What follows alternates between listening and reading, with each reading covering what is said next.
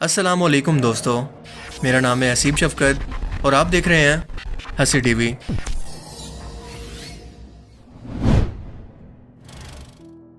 आजकल जब भी आप में से कोई शख्स इंटरनेट इस्तेमाल करता है, चाहे किसी वेबसाइट पर लॉगिन करना हो, कुछ डाउनलोड करना हो या फिर कुछ ब्राउज करना हो, हमेशा आपको कुछ इस तरह के अल्फ़ाबेट कैरेक्टर्स या पिक्चर्स को दिखाकर पूछा जाता है कि साबित करें कि आप रोबोट नहीं हैं, एक इंसान है।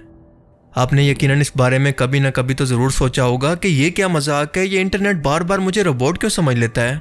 इससे पहले तो इस तरह की ह्यूमन वेरिफिकेशन कभी देखने को नहीं मिली। तो आपके तमाम सवालों का जवाब एक ही है और वो जवाब इंतहाई ख़तरनाक है कि आज का इंटरनेट डेड हो चुका है, ख़त्म हो रहा है। कैसे, आइए जानते हैं।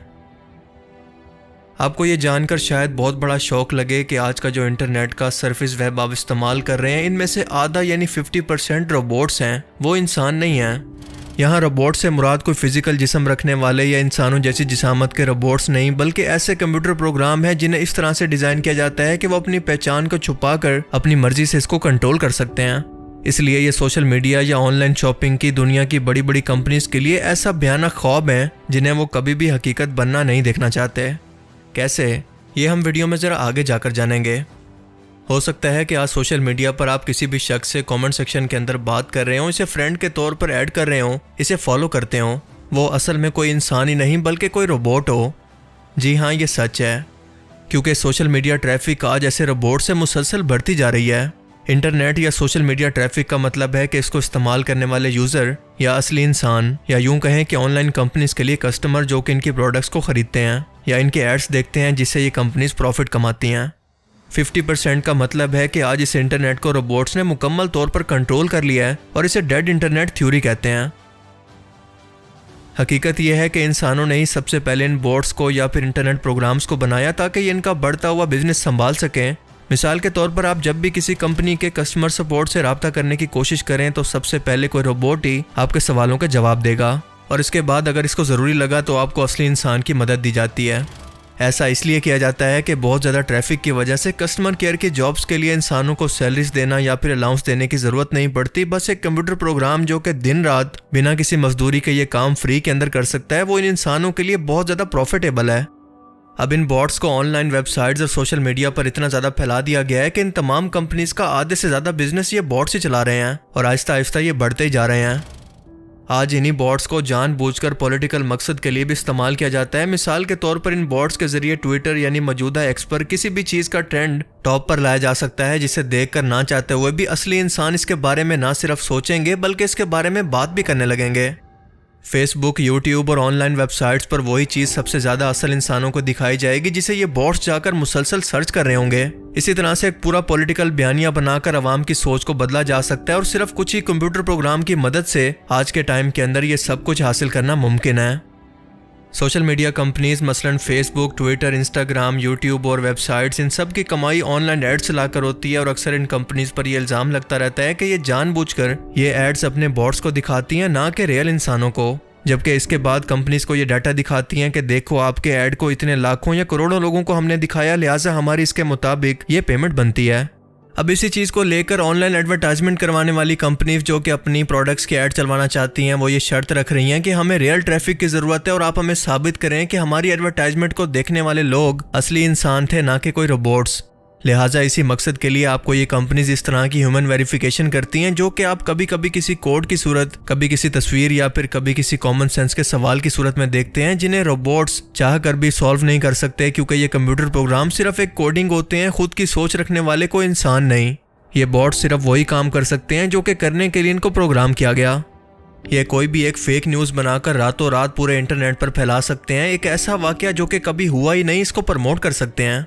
एक इंसान इंटरनेट पर जो कुछ भी पोस्ट करता है तो इसके अंदर इसकी सोच, इसके जज्बात शामिल होते हैं, पर रोबोट्स जो चाहें इस वक्त भी इंटरनेट पर लिख और फैला सकते हैं जिसका कोई चेक एंड बैलेंस मौजूद नहीं। फेसबुक पर कई मरतबा ये इल्ज़ाम लग चुका है कि वो अपने एडवर्टाइजर्स को, यानी जो कंपनीज इसे इश्तिहार चलाने का पैसा देती हैं, वो ये ज़्यादातर रोबोट्स को या बॉट्स को दिखाता है। खुद फेसबुक भी इस बात का इकरार करता है कि जो रीच हम आपको बताते हैं कि आपका ये ऐड इतने लोगों तक जाएगा, हम कभी क्लेम नहीं करते कि वो सब के सब देखने वाले इंसान होंगे, यानी ये सब इंसान नहीं होंगे, इसके अंदर बॉट्स भी शामिल होंगे। यानी ये आपको एक एक्सपेक्टेड रीच देते हैं, ना कि रियल। अगर फेसबुक इन बॉट्स अकाउंट को डिलीट कर दे तो इसकी इनकम के अंदर तकरीबन 20% तक कमी हो सकती है और कोई भी कंपनी ये रिस्क कभी नहीं लेना चाहेगी कि उसकी इनकम के अंदर 1% भी कमी हो। सो गंदा है पर धंधा है। 2013 के अंदर यूट्यूब पर भी इतने ज़्यादा बॉट्स हो गए थे कि इसके एल्गोरिदम को डिटेक्ट करना मुश्किल हो गया था कि असली इंसान कौन है और रोबोट्स कौन से हैं। आखिरकार आहिस्ता आहिस्ता न्यू अपडेट्स के ज़रिए इन बॉट्स की शनाख्त को कंफर्म करके इन्हें ख़त्म कर दिया गया, जो कि अभी तक मुकम्मल तौर पर इंटरनेट से और यूट्यूब से ख़त्म नहीं हुए। इंटरनेट पर आपका कुछ भी सिक्योर नहीं है। ये कंपनीज असल में इंसानों का डाटा चोरी करके इसे आगे बेचती हैं। इन इंसानों की हर एक हरकत पर नज़र रखती हैं। मिसाल के तौर पर फेसबुक की मिसाल ले लें। एक अमेरिकन डिफेंस एजेंसी है जिसका नाम है डार्पा, यानी defence advanced research project agency. ये अमेरिकन मिलिट्री के डिफेंस के लिए जदीद किस्म के इंस्ट्रूमेंट बनाता है, मिसाल के तौर पर नए नए जासूसी आलात और मिलिट्री डिफेंस के लिए नए नए हथियारों को बनाना। ये एक नए प्रोजेक्ट पर काम कर रहे थे जिसका नाम था लॉन्ग लाइफ। इस प्रोजेक्ट के अंदर ये तमाम अमेरिकन लोगों का एक डेटाबेस बना रहे थे कि इन अमेरिकन का पर्सनल डाटा, ये लोग कहाँ पर जाते हैं, क्या करते हैं, क्या खरीदते हैं, किससे मिलते हैं, क्या शॉपिंग करते हैं, कहाँ पर ट्रैवल करते हैं, इनके ताल्लुकात और इंटरेस्ट किन लोगों के साथ हैं, वगैरह वगैरह। अमेरिका में इस प्रोजेक्ट को लेकर काफ़ी एहतजाज हुआ कि ये इंसानी हकूक़ की खिलाफ वर्जी है, ये लोगों को गुलाम बनाना है, ये सब कुछ इनकी मर्जी के बगैर हो रहा है, लिहाजा इसको फ़ौरन से बंद होना चाहिए। लिहाजा 4 फरवरी 2004 के अंदर ये प्रोजेक्ट बंद कर दिया गया और इत्तफाक देखें कि 2004 के अंदर ही उसी दिन यानी 4 फरवरी को ही फेसबुक को लॉन्च किया गया, जहां पर डार्पा के अंदर काम करने वाले एम्प्लॉयज़ जाकर फेसबुक के अंदर काम करने लगते हैं। अब आपको यकीनन पूरी कहानी समझ में आ रही होगी कि फेसबुक को बार बार लोगों का डाटा चोरी करने पर बार बार कोर्ट के अंदर अपने ऊपर लोगों के डाटा चोरी करने के इल्ज़ामात की सफाइयाँ क्यों देनी पड़ती हैं। इंटरनेट पर आप जो कुछ भी देखते हैं वो सच नहीं होता। यहाँ पर जानबूझकर बॉट्स को बिठाया गया है जो कि लगातार आपको ऐसा कंटेंट दिखाते हैं जो कि आपको मोबाइल फ़ोन या कंप्यूटर स्क्रीन पर बांध कर रखे। आप ज़्यादा से ज़्यादा वक्त यहाँ पर बर्बाद करें क्योंकि ये कंपनीज आपको ज़्यादा से ज़्यादा एडवर्टाइजमेंट दिखाकर आपका कीमती वक्त बर्बाद करेंगी और इससे खूब अरबों डॉलर का मुनाफा कमाएंगी। इसीलिए तरह तरह की पॉलिटिकल, मजहबी या स्कैंडल की न्यूज़ को जानबूझकर सोशल मीडिया और वेबसाइट पर ये रिपोर्ट्स प्रमोट करते हैं ताकि आपकी ज़्यादा से ज़्यादा तवज्जो को हासिल कर सकें। सो जब भी कोई आप ऐसी खबर सुने फ़ौरन से इस पर रिएक्ट मत करें, अपने दिमाग का इस्तेमाल करें और फिर कोई राय कायम करें, क्योंकि आज के इंटरनेट पर कुछ भी सिक्योर नहीं है। बाकी आप इस बारे में क्या सोचते हैं, अपनी कीमती राय का इज़हार कमेंट सेक्शन में ज़रूर करें। अब मैं मिलूँगा आपसे एक ऐसी ही नई इंटरेस्टिंग वीडियो में। तब तक के लिए अपना बहुत सा ख्याल रखिएगा। Thanks for watching this video. अल्लाह हाफिज़।